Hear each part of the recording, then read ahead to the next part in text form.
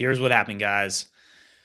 Reviewing more about what we've talked about with AI, and seeing about where we could go into the future as small business owners when we unite and we have a big voice in shaping the future of this country. A cash comeback can happen with the small business renaissance. And I know what you might say. You might be like, no way. We've gone so far into the digital world. There's no way of turning back and reversing direction. And I don't buy it because we got to look at what's currently happening with technologies like AI, with the abilities, as I get more into it for understanding this, the abilities of hackers with skimming, as an example, for getting your card information. The more I dive into this research, the more the I see it for the future as a possibility that this could happen. Again, it's my prediction here. See if we move in that direction. But it's the distinction between two worlds: digital world and physical world. For me, I want to move to a future where we are more in the physical world rather than digital world, because that helps to avoid mass surveillance, that avoids this 1984 Orwell Big Brother vibe. I want to move in that direction where we preserve these freedoms that we have as individuals here in this country, such as the freedom of speech and the freedom to decide how you make a living, which includes owning your small business. So I don't. It's important. It's not crazy to have conversations about this and to understand what is going on with AI and how, as small business owners, there are now, I was about to say 33, but now there are 36 million small businesses in this country that employ 45% of the private workforce. So as I would say, with small businesses compared to the big businesses where there can be a lot of bureaucracy, a lot of levels to go through for approval, small businesses are usually the first to adopt different types of technology and test it out and see what would work for being able to support their business. And so for us as small business owners, we can direct where the future goes. And I talked about the AI redirection that needs to happen. And then for the future, we need to come back to using more cash. And there are certain signs that give that for me creates this, creates hope in this direction. But again, I don't want to just solely be it based off hope. It's like, what's actually moving forward for a direction, for a trend. And we got to first come back to where we're at currently, right? Because the norm is not working any longer. And so I said it before, this country is $38 trillion in debt. Gen Z is the most in debt generation for their age in the history of the US. A lot of young people are lost figuring out their purpose. And a lot of cities and towns are becoming affordable or unaffordable for a lot of Americans. So the change is inevitable. And when we focus on the cash comeback, there are signs that we can move in that direction. One that comes up for me was from the Federal Reserve. So Federal Reserve since 2012, and there's like a few gaps in this, but since 2012, Federal Reserve has done a diary of consumer payment choice. And this helps to determine, buying habits. And in 2025, so this year, for when it was released, today credit cards make up 35% of payments. Debit cards make up 30% of payments. And then you have cash making up 14% of payments. Now, the stat that I saw that gives me that is for me, again, was setting the stage here. I want to take a lot more shows to get into this more for the details. And with you and your specific industry, take the time to focus on this and notice if you see anything moving forward, or changes that are happening relating to moving towards cash having a comeback. I would be really curious. Or where could you see some creative, innovative ways now thinking about how to bring cash back into focus for your industry?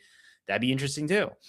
But the statistic that stuck out to me from this was that 80% of U.S. consumers have held cash for at least one day of the month. So cash is still in the minds of Americans, and that that gives me insight into, okay, there is an opportunity here, a big opportunity with a lot of changes that are happening to get back to moving more back into the physical world. And I've talked about it before with the timeout zones with young people, where you're not using any phones, to the one day a week deciding to get off of technology. And so the different signs are there. It's just, as small business owners, we got to unite and move forward across the 1,000+ industries, and really be able to leverage this. So one way, well, and by the way, welcome back to the show. We're in it. I'm getting into it already with you guys. Okay, so welcome back. It's interesting. So I'm pinballing all over the place here. It's Friday. Happy Friday. Next week, this on the show, going to pause for Christmas, celebrating Christmas. So all of next week won't be going live with you, but then getting back into it the following week.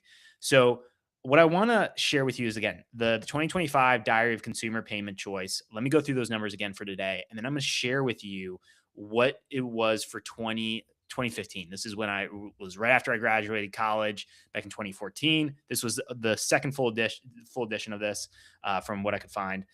And so let me review those numbers. Today, credit cards make up 35% of payments. Debit cards make up 30%. And then you have cash, 14%. Are you ready for this? Here's 2025. The difference in 10 years. Cash in 2025 was 32%. Debit cards were 27%. And then credit cards were at the bottom of 21%. And then, of course, there's some other methods of payment here. If you're like one of those people that have to count up all those percentage points and you're like, this doesn't equal 100. I get it. But there were other forms like ACH payments. But that is a massive swing, massive pendulum swing. And now you got to look at, well, what are we living in right now? Think about it for personal credit card debt. It's over $1 trillion here in this country for Americans. And it's wrong. You think about this. Somehow we just accepted this, and it could be based off the convenience of it. And again, that's a narrative that we've got to focus on changing, going away from the convenience and going into care is one that comes up for me. Truly caring about the people that you're serving through your products and services, and being able to create an incredible experience. Discipline from a moral value perspective, or from moral values to bring back into our lives. Honesty is another one. But again, there's so many. Those are just a few that we could focus on. But where was I going with that one? Yeah, with the pendulum swing. With the pendulum swing, where we're at. Personal credit card debt, over $1 trillion. You think about student loan debt, federal loan debt for college. Excuse me, for federal college student loan debt, it is over $1 trillion. And so, how we've gotten to this point and where we are now, it's not working anymore. It's not. The quality of life overall, there's a lot of pain. I go back to when small businesses are thriving, the quality of life for our communities improves. And so with cash, what I noticed at it was a food grocery stand, I noticed that going up to pay, there was a little sign that said, if you use if you use a card, you're going to get charged a processing fee. So as small business owners, you understand by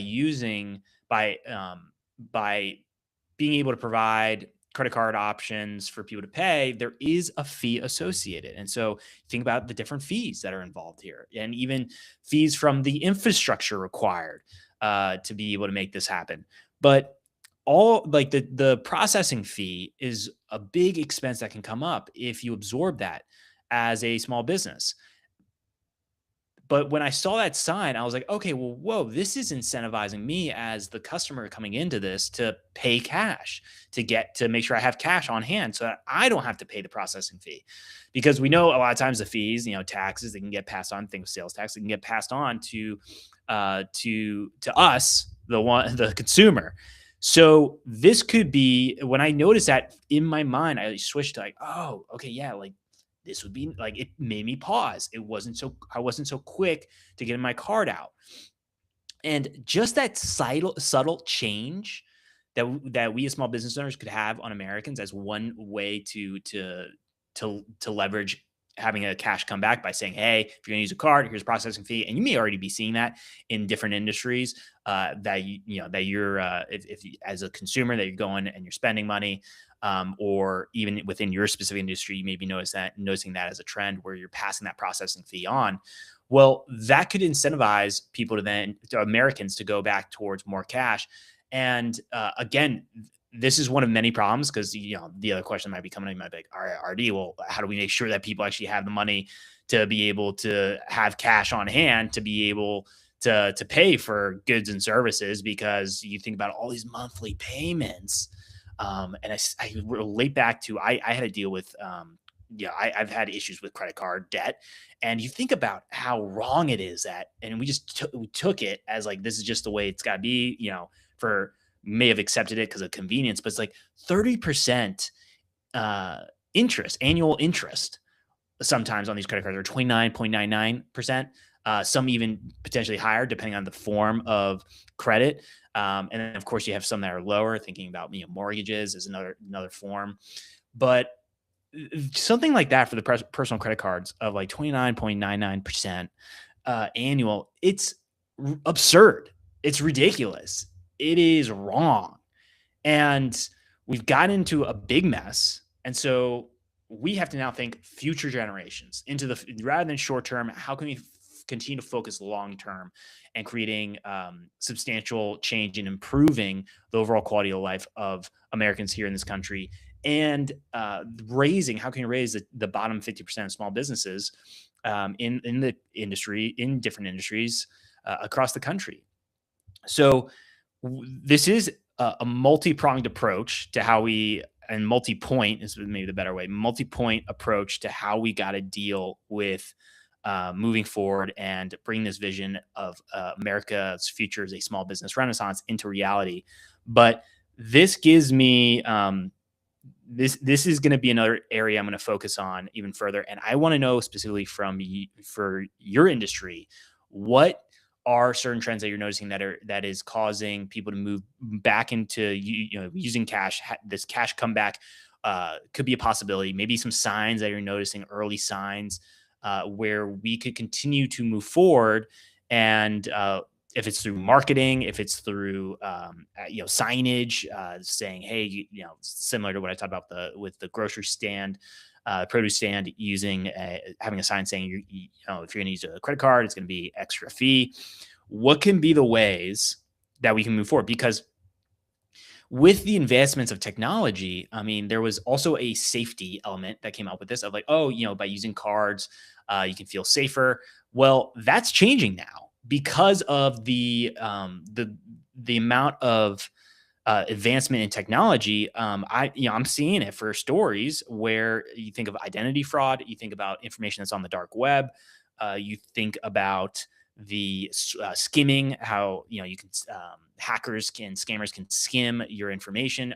AI now having calls be placed with the calls that you receive from family members, or the voice of your family member, but it's actually AI. It's not your actual family member, and causing you to get causing you to be scammed of your money and sending it. This could be a way, going back to a cash comeback, a way to push back against all of that, and a way to move forward. As I said, the signs are there. We just got to continue to unite on this. And I want to definitely get your take on this and your experiences. If you hold on to cash, what your feelings are about that. What have you noticed? And more to come on this. So we got to keep, I think about it, the small businesses, 36 small businesses here in the US. You are the heart of the economy. So we have to keep the heart pumping. And as I said, with one of my commitments for the show is to seek out the truth, to figure out creative ways that we can move forward to improve our country overall, and to be able to make sure that we bring this vision into reality that America's future is a small business renaissance. Merry Christmas. I'll see you guys not next week, but then the following week.